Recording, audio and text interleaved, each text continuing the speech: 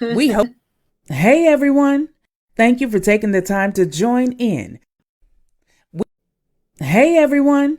Thank you for taking the time to join in with Uncommon Women Podcast, a dope podcast to bring light to reality from real life people sharing real life stories with a host of women having real life talk, the good and the bad, with no judgment. Uncommon Women's Loyalty is here to support those that need a safe space to speak their truth and rawness to the world. Tune in, relax, take notes, and let's vibe. Here are your hosts, Uncommon Women. Good evening. Thank you for tuning in to Uncommon Women. I'm Shanera. And I am Jenny Lee. And today I am super excited about our guest speaker that's going to be joining us in just a moment. We're going to be talking about generational curse breaking today. We have an amazing Regina Sloan today on our show. She's a mom, a nurse, a wife, jack of all trades. She's definitely doing everything. So, I'm super excited for her being on our platform today. She's going to share her testimony and story in regards to being a gentle parent and how she's able to now assist and coach others in regards to life coaching about how to teach about generational curse breaking and gentle parenting. So thank you, Gina, for having the opportunity to come on our show. I'm super excited for having you today. Yeah, thank you both for having me. I'm really excited to talk about this. So thanks. It's an honor. Before we get into the good stuff, can you tell us a little bit about yourself and how was your life growing up? Yeah, so you've kind of already hit everything on what I'm doing now. My childhood, I would say, it's typically like most Black folks' childhood, right? Like my mom worked really hard. She was a single mom for a long time. It was four of us. She was stretched thin. She had her own trials that she was going through. I was the oldest. And then my stepfather came in the picture right before my teenhood. So that was a transition, but really grateful that he was there. Was a very good man.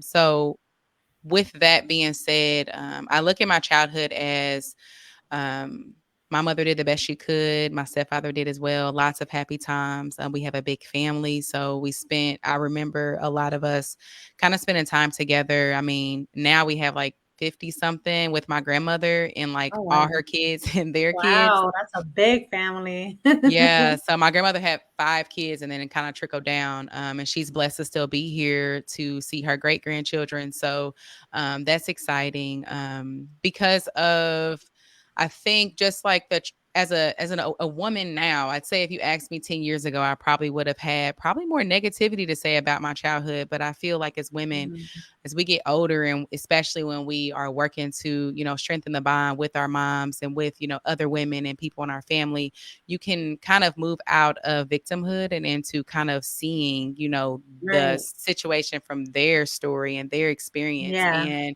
as I do more and more of that, like my heart is really just so grateful for all the things that my mom went through and the things that did not happen to me that could have, or like what she could have chosen to do because of her own trauma that she was dealing with.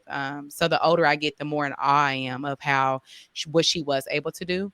But I think as we talk about like parenting today, I had a lot of things I was missing because my mother didn't know emotional support and all that. She didn't really get that. So there was no way, we can only do what we have. So I was looking for that for a long time, and especially in my teenagehood. And now that I have 2 teens, I can definitely appreciate like literally all that back, right? Right, like you talk all this stuff until you start having your own, and you're like, wait, hold up. How did she do this?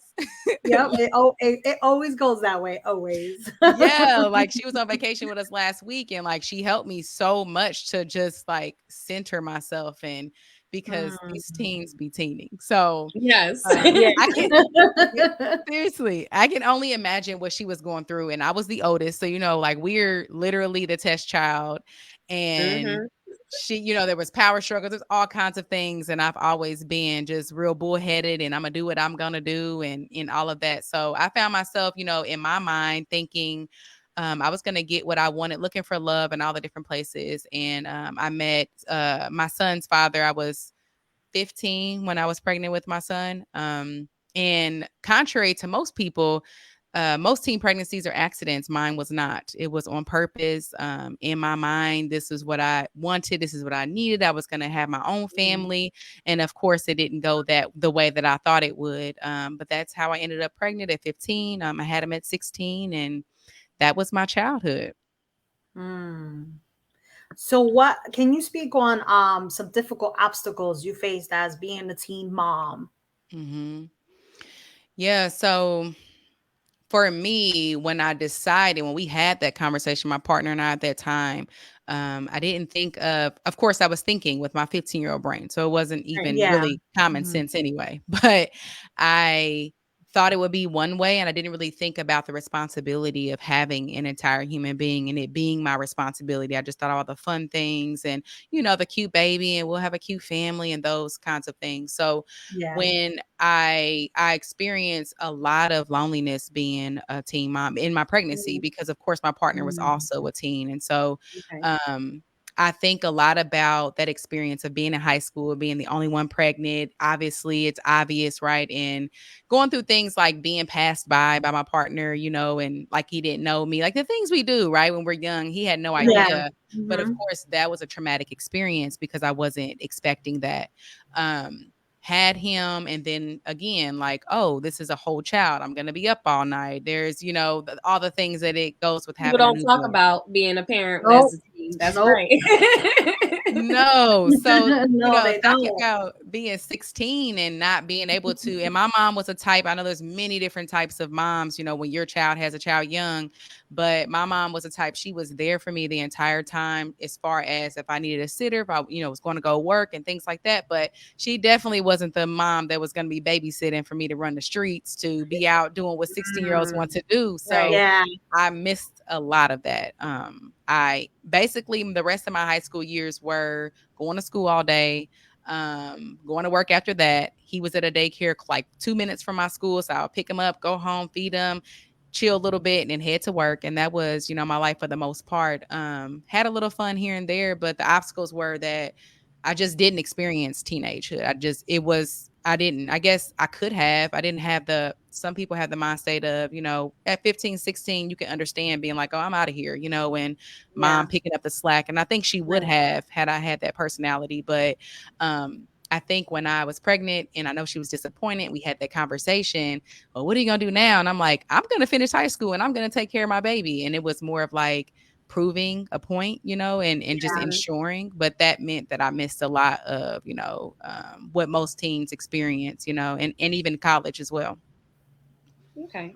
So do Mhm. you believe that, your mom was obviously she was disappointed in the situation, but once the baby came here, do you believe that she was very supportive? And how was the father's family in that aspect of being supportive with both of you guys being teams as well? Yeah, so it's funny because me and my mom have talked about this, and she was like so scared. Like she talks about it now. She didn't tell me this then, but she just didn't know what was going to happen. Of course, and then of course embarrassment, right? Like I was the first Hmm. one in my family to have a baby as a teen in my intermediate family, and so embarrassment, families Right. talking. I've had instances where certain family members that I used to hang with couldn't hang with me anymore because that might brush off on them, and they didn't want their Hmm. Wow. daughters, Mm, so. She passed and all that, right? You know how that goes, mhm, right? Yeah, she mhm. fast. You don't need to be around that. Like Right. all of that experience. So she was really, really scared. I think she was really hard on me. That's how I saw it. But Okay. as we talk now as adults, she talks about that. But she also lights up. And I remember like actually seeing the energy shift, like even when I had him in the hospital, like she was just so excited, so happy. So I mean, she talks about him being like the best thing that ever happened to her. And she's had friends who have had children young, and she expresses that to them like, you wait until their baby's here, you won't care anything about that, so 100% supportive. My mother, I didn't move out my mom's house till I was 22, I think, and that was because I just at that time I had two children. I was like, you know what, I need my own place. I kind of just want to do my own thing, but she never like talk to me about leaving. She never asked me for anything. I was going to school. So, I mean, I was doing things. I was working, I was going to school. And to her, like, she just provided me that space. So, food, housing, babysitter, like, helping me whenever, like, her and my stepdad, like, they were 100% supportive. And I find that some people are afraid to do that because then it kind of can give the message. We get that thought that, well, if I'm supportive and if I'm not, really hard on them, then they may go do it again. And, Right. those kinds of Mm-hmm. things. Mm-hmm. Yeah. Um, I can't say that wouldn't happen, but for me, it didn't. I didn't feel that way like, oh, let me take advantage. I also never wanted to take advantage of them. Um, so they were really supportive in whatever way I needed. And as far as his dad's family, they were supportive as far as it's just different. Like when you're like my mom was more supportive, but I feel like the mom's family usually is Mm-hmm. more supportive than Yeah. anyway, right? At least Right. Yeah. that's been Mm-hmm. my experience. And definitely it was uneven. Like his family never came and picked him up and things like that. I was definitely single parenting. Okay. His dad did the best he could with the tools he had and what he Mm-hmm. experienced. He also had, family members speaking to him about, 'cause he would get them like every weekend for a long time. And you shouldn't do that. That would allow her to run the streets and do whatever she wants. And so he had that kind of energy as well, over there. Mm. So I say he did the best he could with that. And there was lots of craziness. My oldest he's getting ready to be 18. So it's been years since I've had to really deal with that. But they it wasn't the same, but I'm assuming they did the best they could as well. Okay. Mm. Well, that's good that you were able to actually use, your situation as motivation instead of a crutch, and being codependent on your parents, because a lot of people, not all, but a lot of teens, they expect the parents or the grandparents to raise the child, and that it's something that happened that they don't have to take full responsibility. So I like that you were able to be accountable and actually use that as motivation. Yeah. But speaking on that, can you share how you got into gentle parenting? Like, did you experience something in your childhood where it was a little dysfunctional? Like, you know, in our culture, we do a lot of beating. Mm-hmm. Not talk about abuse, guys, but in our culture, we talk a lot. We do a lot of beating and yelling and downplaying and things like that. How did you transition into wanting to teach about gentle parenting? Was it something that you experienced in your childhood that you didn't receive? Yeah. So what you talk about in our Black culture and brown culture, like absolutely, I experienced all of that. The traditional parenting is what people would call it now, right? Hmm. I definitely experienced all of that, and I was that type of mom until I've always been a little different than my family. I've always been.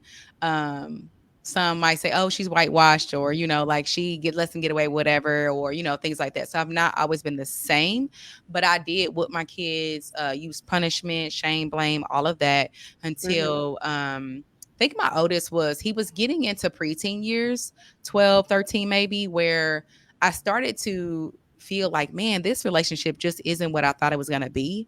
And up until then, every time I whipped him, I didn't feel right about it. Like I felt like this is what I had to do. Like I Hmm. don't feel good about it. I just need to do it because if I don't, he's going to be XYZ, like that fear-based parenting that we're taught. Yeah. Mm-hmm. So I did that, but I started to just see a shift in our relationship, and that caused me to really question things. And I remember us talking about it, and I've always tried to keep open communication, but really just hearing him talk about how, oh, you're always mean or you're always yelling, and Hmm. like that being the thought that he had about me, and me knowing like the kind of relationship that I want to have with my children, and obviously wanting to be open. There was a lot of things I didn't get that I wanted to make sure they got. I started to doing some research, like, and I discovered like, whoa, there are Black people who don't hit their kids. What is this? And so I went down a rabbit hole, joined a like 5 or 6 different conscious parenting groups that were just for Black people. I can laugh about it now, but at one point, like they knew me by name because I would like go in a group every day, like, okay, this happened. What should I do? This is what I'm thinking, like every single Hmm. day. And that was really hard transitioning because my mind still was in belief of Set. how, Hmm. yeah, it was still very traditional. Yeah. It was like that cognitive dissonance where it's like I believe this and you should get this, but then also maybe not. And also, what will that do? Like me hitting you, me punishing you, like and I think about like my relationship with my mom and most people I know, like we code switch so much. Like we don't really Mm-hmm. have like that deep, really, heartfelt relationship with our parents. We kind of like, oh, they're my parents and I respect them, but like what would it be Surface. to, Right. yeah, what would Mhm. That's it, Yeah. surface. yeah, what would it be like to just be yourself and have conversations and go against the grain? And by way of that, like I really feel like when you want to change something, when you're searching for something, like what you need comes to you. And there was a woman that would constantly help me on my posts and different pages. And I really didn't like her at first because she was very much like telling me what I needed to hear. I was looking I was looking for someone to tell these kids are crazy and they, you're right and they're wrong and she wouldn't do that. But eventually we started talking and I'm like, "Hey, can I pay you for this help?" Because she would help me a lot in just on Facebook Messenger. I would like tell her, "Hey, this is what happened today." And she would just really be in alignment and really help me and just was really for the kids. And I'm like, "Man, I need this." So I actually became her first client. She's now a very well-known conscious parenting coach in the space of Black people trying to change how they do parenting. And we've been, that was 2 maybe 3 years ago almost now, and we just had a call the other day with me and my team. So Mm-hmm. that's how I stumbled upon it, and I'm still doing my thing, working on it. That's That's great. amazing. Yeah. I think So change. go ahead, Go Jenny. ahead. I think when it comes to transitioning over to doing something different, it takes time and patience. And I love that you've taken time to do that. As Yeah. me, as having my own adult young children, I had to make change. We don't want the same relationships we have with our own parents because I consider it just like traumatic and just toxic in a way because Mm-hmm. we grew up in that like you said, it's like Chanel said, it's not abuse, but it's just something that they were taught. They were Mm-hmm. taught, raised the same. They were raised for generations a certain way, and then we come along and be the type of parent like we don't want that. So Yeah. and now that my kids are older now, like I have an amazing relationship with them. And I always said them to them, like, yes, I did the same thing you did, but as they got older, I'm like, they're getting older. I need to change things around. And I Yeah. love that you took that into accountability and able to see that, like, this isn't feeling right no more. So I'm Yeah. glad you did that because, girl, once they get older, It's a you're whole nother able to. ball game. It's a whole Yes. other ball game. And then you get to the point when your son's gonna be 18, you're gonna start adulting with him. So it's more like you're able to still adult but still parent him at the same time and still guide him in that way and still support him. But it's a little different after you start adulting with them. So and I be real, it's just more about just being communication, just being honest with each other. Yeah, that reminds me of so Stacey Patton. I don't know if you guys are familiar with her, but she is a Black author. She does a lot of things. I don't know if she's a psychologist or what. She has a lot of different titles, but she has a book about like hitting kids and where they came from. Mm, And I started researching through that, really understanding like, wow, we did this because that's what was done for us. Like we're only a couple of Mm-hmm. generations removed from slavery, and so mhm, Right. what Mm-hmm. what we had to do back then to survive, right? Like you had to downplay your kids, you had to beat them into submission because you mhm, didn't want bad things to happen to them. There's a lot of things that we do in our culture now that we don't have to do anymore. We're not in that survival mode anymore, but we Right. just do it by way of habit, and that's what we saw. mhm, So for me, it was just becoming aware of like, what am I doing? What does that mean? And questioning that, and not just doing it just because it's what it's always been done. So I remember she had like this campaign going where you would like print out the certificate and you mark the date and everything. And like, I, say I'm not going to, whatever it was, like officially, like I'm not going to hit my children from this day forward. It was like corny, but I printed it off. I like told my Mm-hmm. kids at the time, they're like, what? And they thought it was super weird. But I mean, since then, I've really committed to that. And I think I also have the ability to see how it is raising kids without that kind of parenting, because I have two sets of kids. My oldest is, they're 17 and 13, and then I have a 5 and 3 year old who've never been hit, and I can see the difference. I can see even Good. in not just like hitting them, like we go to that when we think about traditional parenting, but there's so much more than that when you look up childism and what that means of treating children like property and not like they're human beings, and not allowing Right. children to have the emotions. Like we Yeah. are so triggered when our kids have emotions and when they speak out on how they feel and all of that. And most of my experience, like you weren't allowed to do that. Like that was Right. disrespectful, Yeah. those kinds of What I things. say goes, I'm the adult, you're the Yep. child, and that's Mhm. that. Yep. That's it. Yep. Yeah. So most of us experience that. So of course that's what we do unless we do the work to change that. And we like hearing my 5-year-old like really tell me how she feels about something, being able to them to have fits and when she was little and toddler age and being able to really like just emotionally manage myself. I find that the main difference between traditional parenting and when you're moving into really conscious parenting, gentle parenting, whatever you want to call it, intentional parenting, is being able to manage your own emotions in the moment, because that's what it is when your teen is That's talking stress. crazy to you, when your 2-year-old's Yeah. throwing a fit at the store and you feeling like everybody's looking at you and, your kids are refusing to do certain things. Like that's what happens. You get triggered. Like, hold on, I'm the adult. I have power over. Who are you? You do what I say, those kinds of things. So working through that, I can see the benefits in my younger two and how vastly different they are than when my older two were younger. Okay. So Mm. let's get into that. Now that you explained that you have, 4 kids and a transition in regards to the parenting, do you feel as though now that you started gentle parenting, well, let's speak on that. People typically say that the parents that do the gentle parenting, they're pushovers. Mm-hmm. So can you speak on maybe some things or some myths that people talk about when in regards to gentle parenting that's not true, doesn't necessarily make you a pushover, but more of a guidance way of how you're building a better relationship with your children?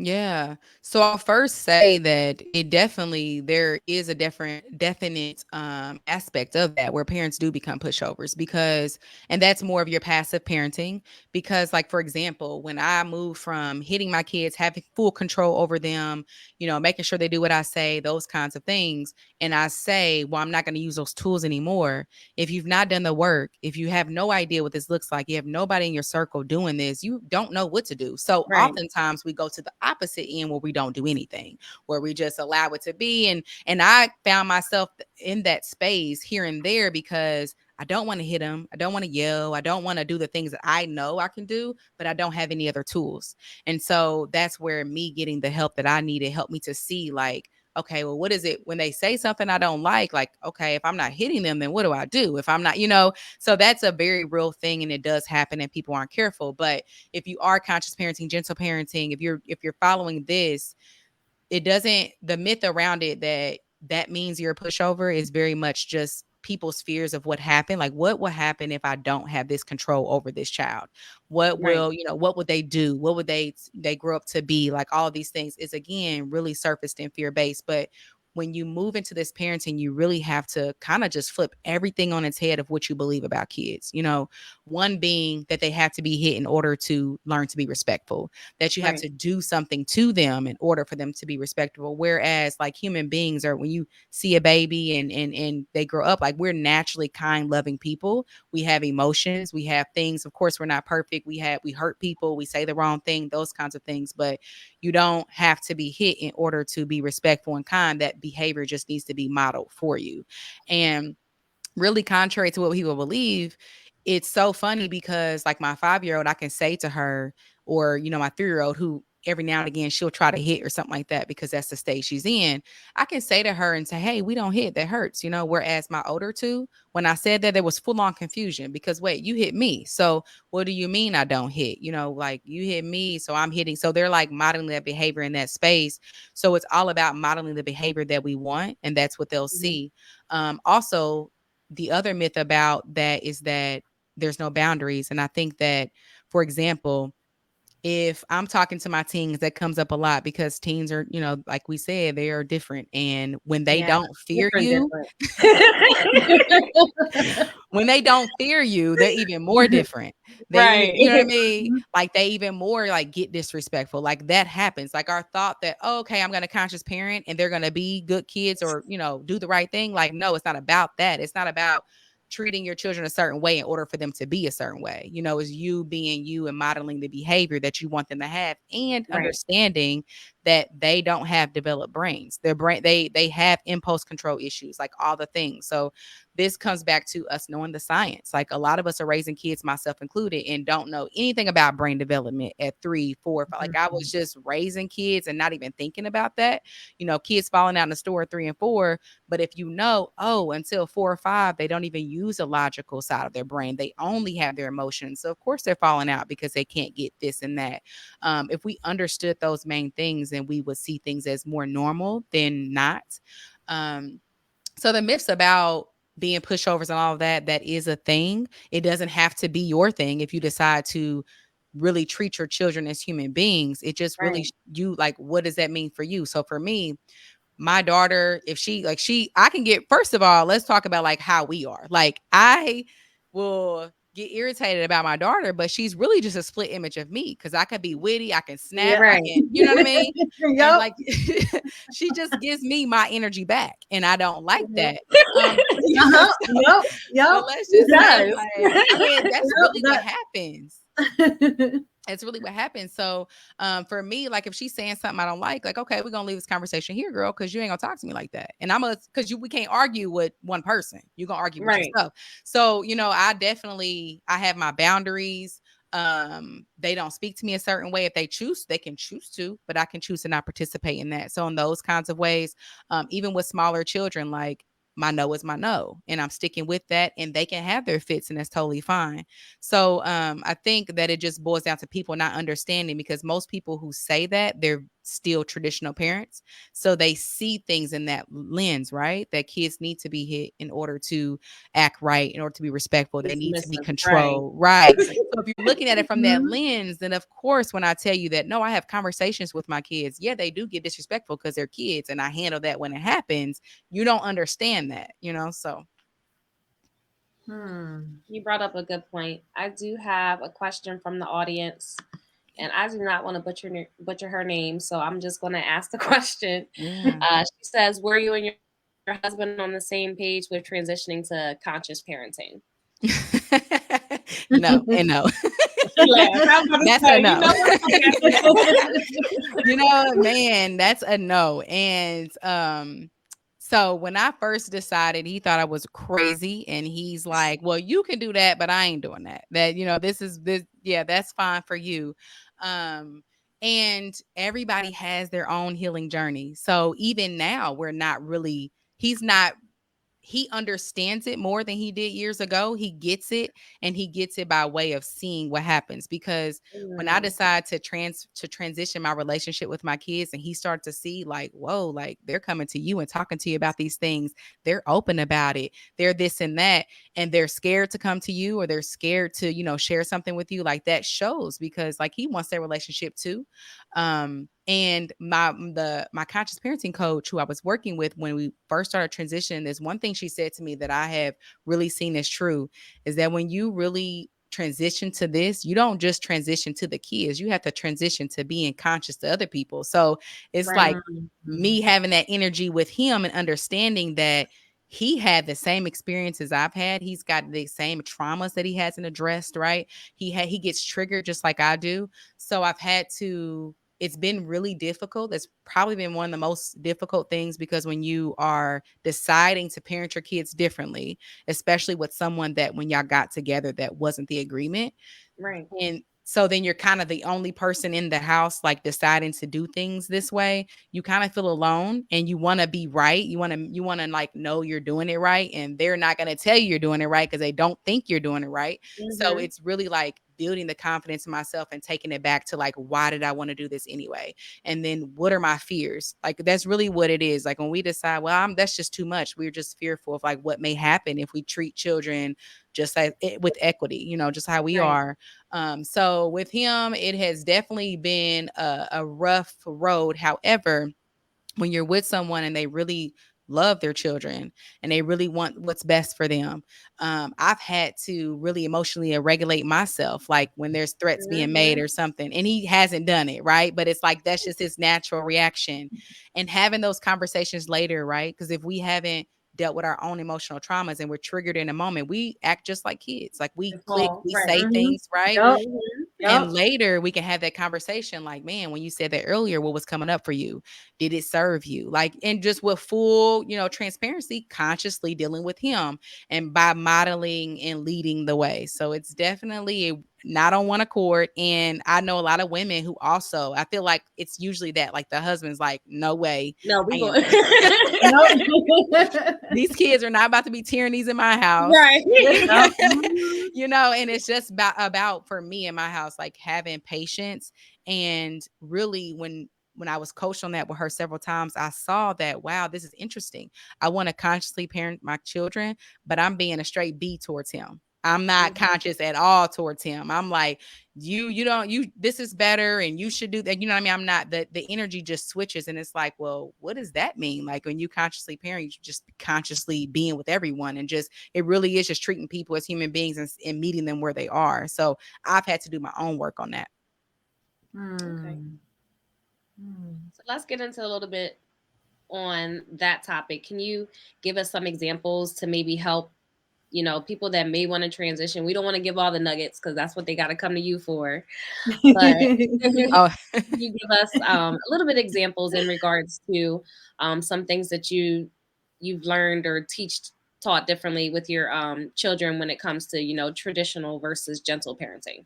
yeah. And I first want to speak on that too. Like anything I'm saying and anything I share, like I can give every nugget and you can read all about it and you can go find all the answers. The problem is not really in finding what to do or how to do it. It's really in the application, right? Right, Because how to handle the situation. yeah, Yep. on Mhm. the Yep. everyday basis. Like that's Yep. where coaching comes in at, Right. because every week you're like, okay, this happened, this is where I struggled, and kind of building upon your skills. So definitely willing to share everything I know.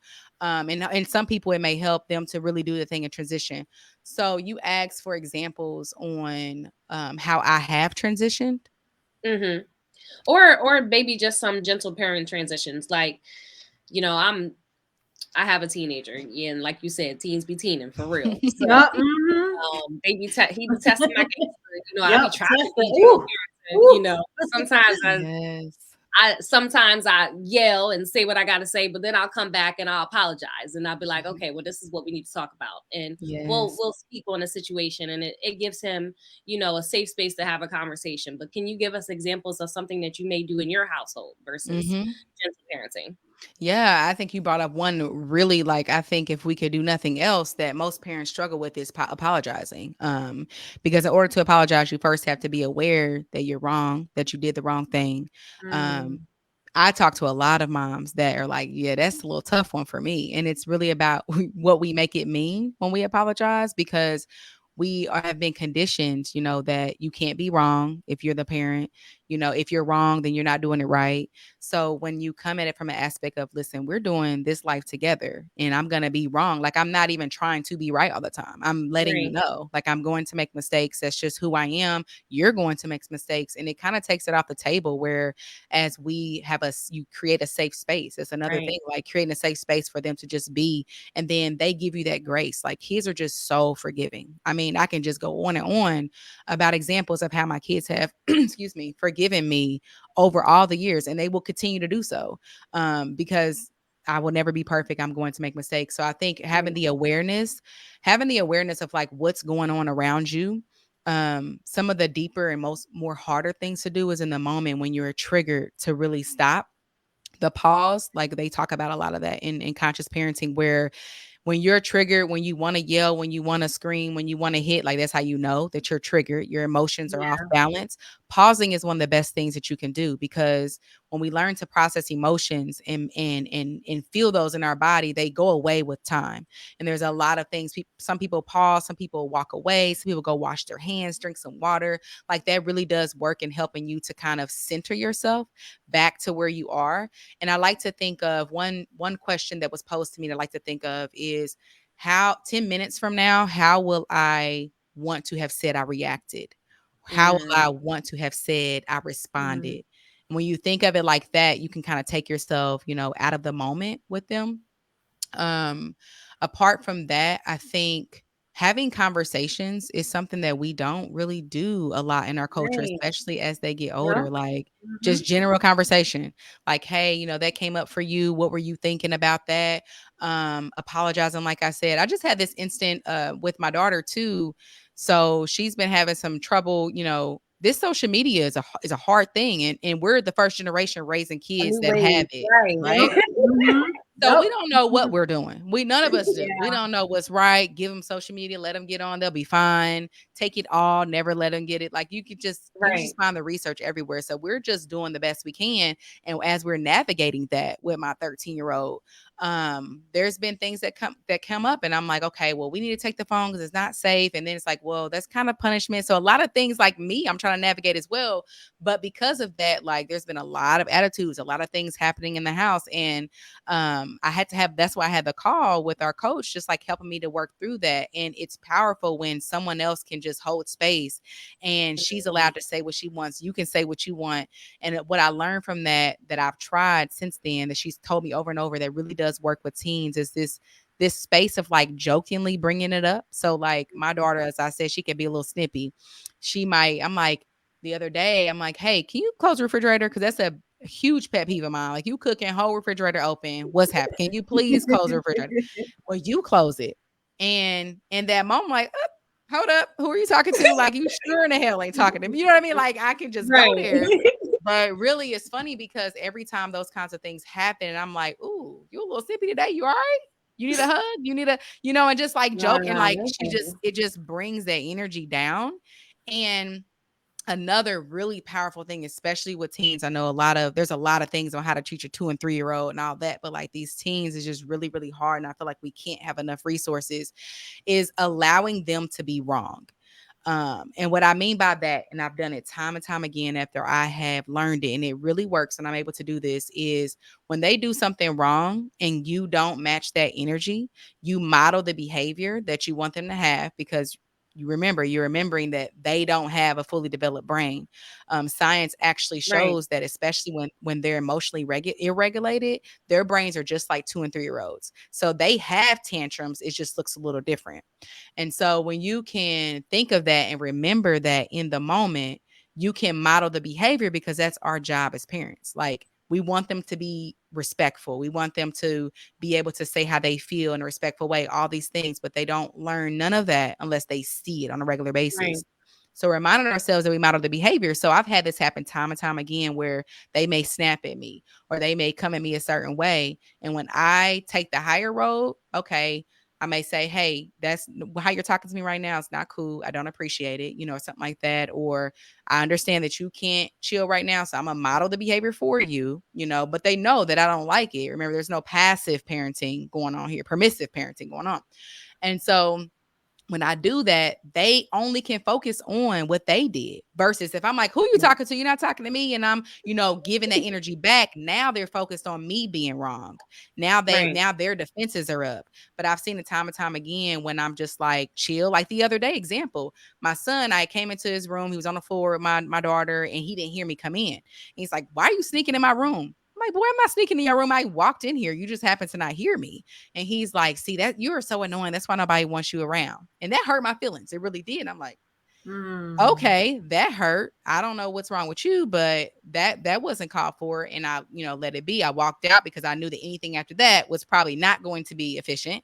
And he came the next morning. He was like, I'm sorry for saying that to you. That wasn't right. No. If I had went off, like, who are you talking to? Da da da da da. He would have been focused on that. You know what I mean? Mhm. So really just providing that space. I think that it's helpful for them, and then to know that they'll always get forgiveness, right? Like they want to respect us and love us and be here for us. And we could think about times when we were young, in teens. It's just hard. It was hard being a teen.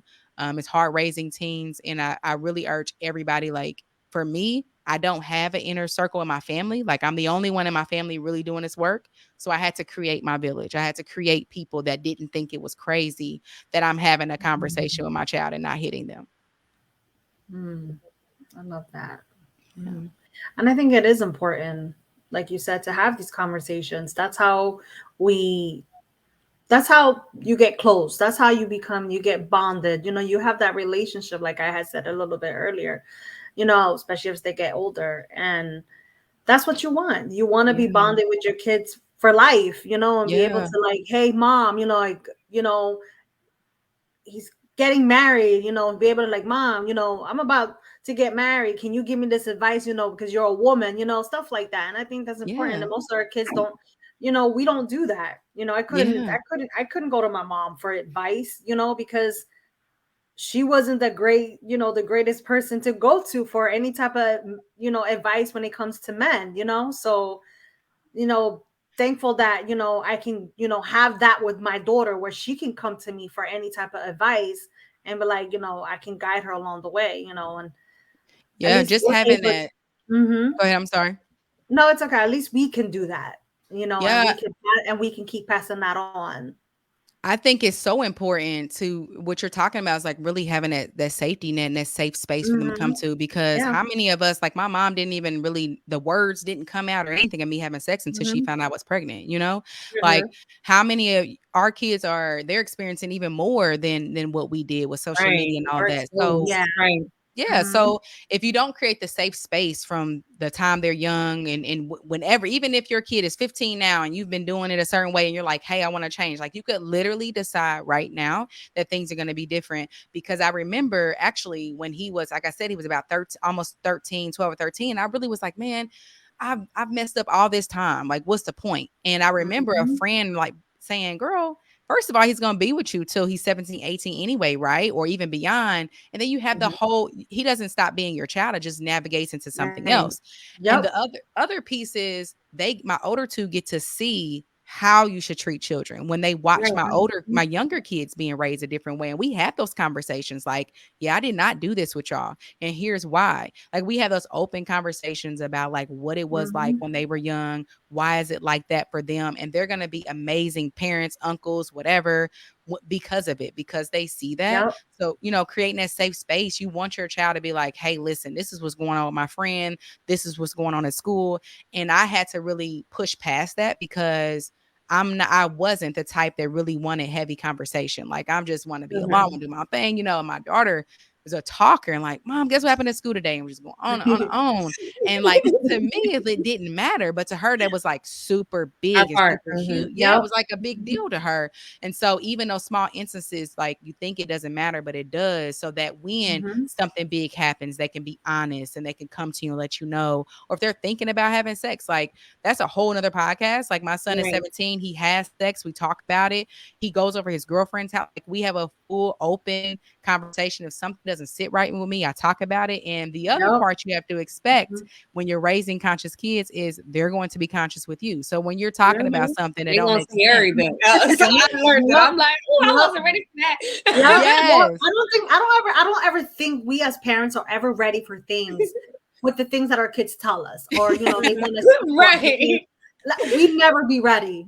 We're never ready. yes, I have a 22-year-old son, so I'm never ready. I just be like, okay, so you want to talk about this, and I love that. Again, I can have that safe space for him where he can come talk to me about anything, or he'll be like, mom, like, but it's just the way he approaches it, I'll like, approach you. Mm-hmm. yeah, it's like, you might feel a little uncomfortable, but I really want to talk to yeah, you about this, and that's what I want him to come talk to me, even though I might feel weirded out about it. But I think that's important that they're still taking initiative to be able to still come to you like, mom, might feel a little uncomfortable, but I really want to talk to you about this because this is important to me. You know what I mean? And creating, once again, yes, that safe space where he's able to tell you, even though at first you may feel uncomfortable, because I know we all parents do, but and I love that we're able to do that, because I want my kids to continue to do that even as they get older, and even as our kids get older, have families of their own and have mhm, Right. children of their own. We want them to keep on doing that so that they can also be able to do that with their own kids. Right. yes, It definitely yes, changes the narrative. I agree with that because, once they see that, like she has the 4 kids, but once they see the change in us, how we're Mm-hmm. changing and gentle parenting with them, that'll be able to create that narrative for their children, and not only children, but relationships, healthy Yep. relationships, Mm-hmm. yes, friendships, and boyfriend and girlfriend. So it definitely changes the narrative and different perspectives of being able to tap into your emotional side, because we live in a society where men can't only be masculine, Mhm. but it's good for them to be able to talk about their emotions and express themselves without being called, zesty or whatever. Yeah. You know what? I'm glad you brought that up too because like my husband, he had wronged my daughter, my 13-year-old, and he came to her on his own, later that day, like, listen, this is what's hard for me when I was young, blah, blah, blah. Like I don't even know what the conversation was about. My daughter just told me, Right. but that's what shows up when me, model the behavior in the household and we Mhm. normalize, like, listen, it makes sense why this is hard for you because of XYZ. But I think anybody considering this, like transitioning and feeling, if you feel uneasy in your body about anything you're doing and it doesn't make sense, like something is up. And also I'd urge people to really think about like what is our job for our children. Like we want to raise children that are able to have healthy communication. When we talk about like, oh, I want my daughter to be able to speak up for herself and speak up for her needs and stand up for herself, or my son to have those uncomfortable conversations or be assertive and all that, that never comes by hitting your child and dumbing down or Right. powering down their feelings, Mhm. their emotions. Like it just doesn't, the switch doesn't turn off or on when they get older. Like, oh, now I can speak up for myself because I'm 18. Like you have to like start that. And that's why we have most of us are like, have been in therapy or doing the work, or we're afraid to like do things and be judged and feel rejected. And we're people pleasing. Like all of these things don't Mm-hmm. come from nowhere. They come from how we were raised in our homes.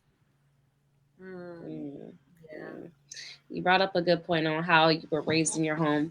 What we're going to do now, we're actually going to hit a quick commercial, and then we're going to go into, where your motivation comes from since you were brought up into a different background in your home. So All one right. moment. Have you recently started a business? Maybe looking to get more exposure? Are you interested in taking your business to the next level? Let Uncommon Women podcast further assist you with our business and brand promoting packages. For more information, please email us at uncommonwomenpodcast.com or reach us directly on one of our social media platforms so we can further assist you. And always remember, stay uncommon.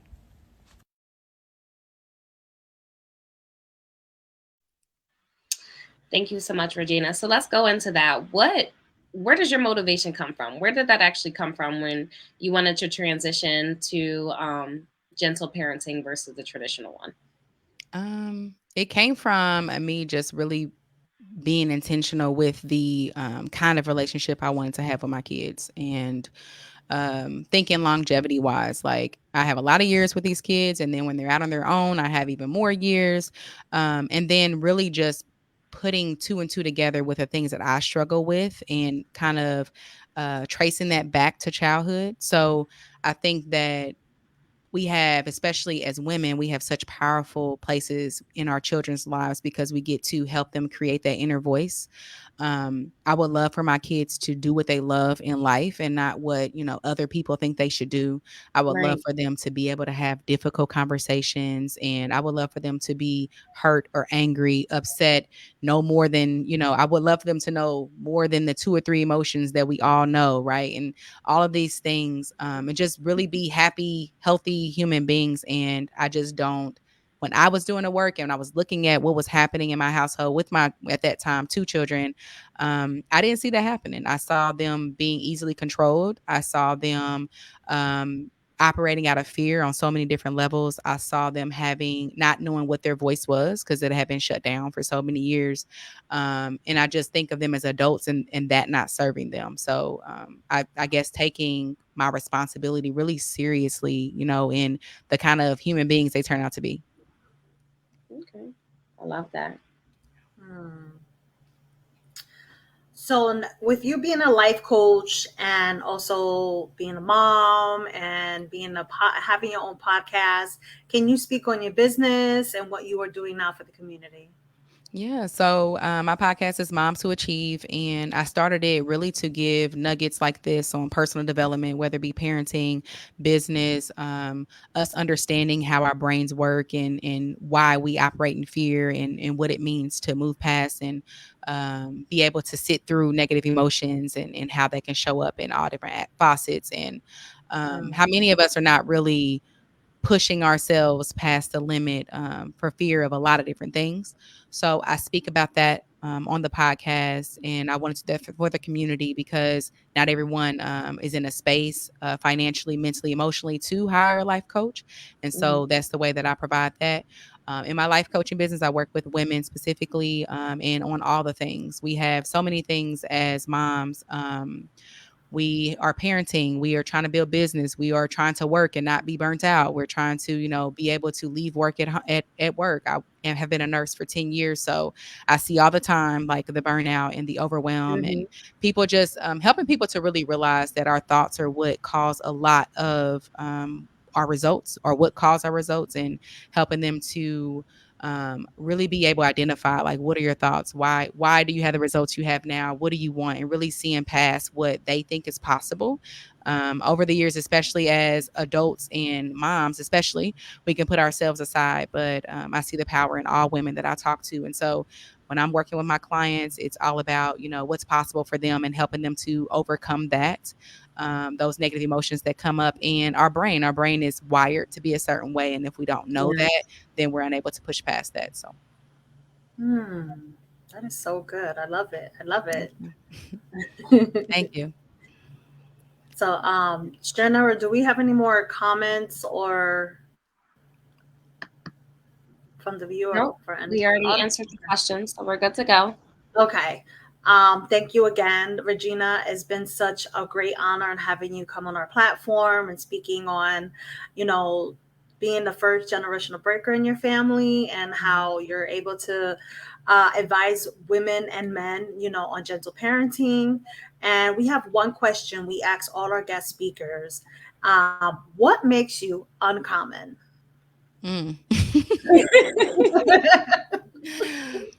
What makes me uncommon is actually that this is going to kind of sound the opposite, but for me is that I think I realize that most people don't, that at the heart of it all, we are all the same. Honestly, we're dealing with the same things. We may look different, be in different places, have different circumstances, but at the heart of it, all of us are, kind, loving people at the heart of us. And we want to be happy. We want to help people. We want to serve. So we are more common than we think. That's dope. I love it. So she switched it on us. I mean, we have our little faucets where we stand out and all that, but the reason why I was talking to my daughter about this earlier, actually, I think the reason why it's important is because many of us are like so busy trying to, stand out and or act like we don't have the problems that we all have. And the more honest we can be and the more we can be like, oh, actually, this is a normal thing, the more we can get the help, the more we can support other people, and the more we can be transparent. Yeah. Yeah. Yeah, definitely. So that's AKA gentle podcasting. Okay, guys? Right. So thank you again for your testimony and all that you are doing, and to our audience who are tuning in this evening. Make sure you check out our Goal Guru. For every Monday, she speaks on a good word every week. Monday motivational. Also, make sure you check out our IG. You can check it out on IG, on Facebook, Uncommon Women Podcast, as well as our upcoming 3rd annual I Love Myself seminar is coming up soon in November. So if you want to purchase some tickets, you can find them at uncommonwomen.event.com, or you can just search 3rd and I Love Myself seminar on eventbrite.com, as well as we have an upcoming boot camp coming up starting September 11th. So if you're interested in starting a podcast, you can email us at uncommonwomenpodcast@gmail.com. And also make sure you tune in next week for another amazing testimony. And again, stay uncommon. Bye. Thank you. We hope you enjoyed today's episode. If you've been shacking up with us for a while and haven't subscribed to our channel, what are you waiting for? Please like and subscribe to Uncommon Woman so you won't miss another episode. And remember, don't let anything or anyone affect your peace. Good vibes